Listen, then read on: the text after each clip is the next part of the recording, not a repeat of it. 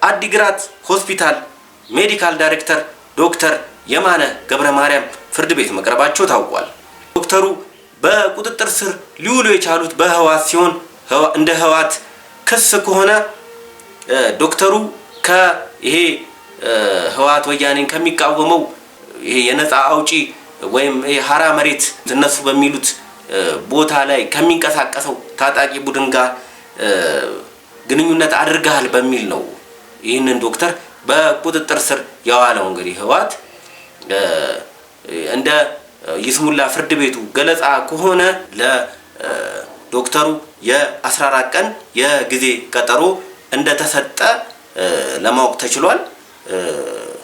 እንደሚታወቀው በትግራይ ክልል አብዛኛው የትግራይ ህዝብና ምሁራን ለህወሓት ያለውን የመረረ ጥላቻና ተቃውሞ በተለያየ መንገድ እያሰማ ይገኛል።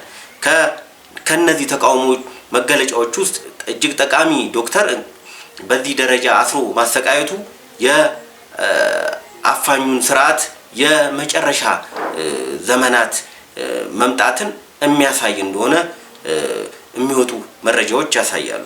የኤርትራ አፋር ብሔራዊ ኮንግረስ የሻዕቢያን አገዛዝ በትጥቅ ትግል ከሚፋለሙ ድርጅቶች ውስጥ አንዱ ነው።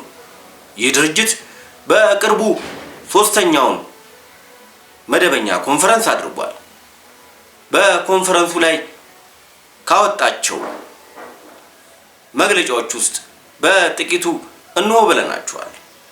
ከኛ ጋር አብራችሁ ቆዩ። የኤርትራ አፋር ብሔራዊ ኮንግረስ እንደሚታወቀው ላለፉት በርካታ ዓመታት ሰላማዊ ትግልን በኤርትራ ምድር ሲያካሂድ ቆይቷል። ሆኖም ግን የአምባገነኑ የኢሳያስ መንግስት ምንም አይነት ሰላማዊ ትግል ለማድረግ የሚያስችል ወይም አስቻይ ሁኔታ ባለመፍጠሩ ምክንያት የትጥቅ ትግል በአፋር በረሃዎች ላይ እያደረገ የሚገኝ ነፃ አውጪ ድርጅት ነው። ድርጅቱ ባደረገው አጠቃላይ 3ኛ ኮንፈረንስ ላይ በኤርትራ አፋሮች ላይ ከፍተኛ ስቃይና በደል በኢሳያስ መንግስት እየደረሰባቸው እንደሆነ የአቋም መግለጫ አውጥቷል። ድርጅቱም በቅርቡ ኤርትራ የተባበሩት መንግስታት ድርጅት ከኢኮኖሚ ጉዳዮች ጋር በተያያዘ አባል እንድትሆን ቋሚ ኮሚቴ አባል እንድትሆን በተባበሩት መንግስታት ድርጅት የተወሰነውን ውሳኔ ሁላ በጽኑ አውግዟል። ሌላው ከአወጣቸው መግለጫዎች ውስጥ በቅርቡ በኤርትራ ስፔሻል ይሄ ራፖርተር ተሹሞ ነበር። የዛ የአገልግሎት ዘመን ለ1 ዓመት በመራዘሙም በዛው መጠን ለተባበሩት መንግስታት ድርጅት ምስጋና አቅርቧል።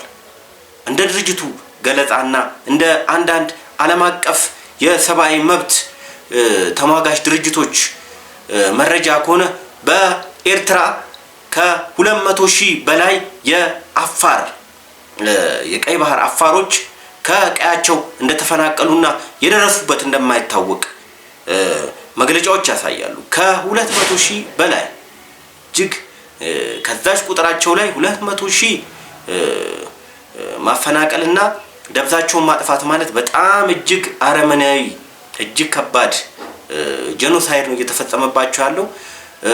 ሌላው ድርጅቱ ካወጣቸው መግለጫዎች ውስጥ ኢትኒክ ክሊንሲንግ የምንለው ይሄ ዘር የማጽዳት ዘመቻ በቀይ ባህር አፋሮች ላይ ተጠናክሮ መቀጠሉን ነው የሚያሳየው።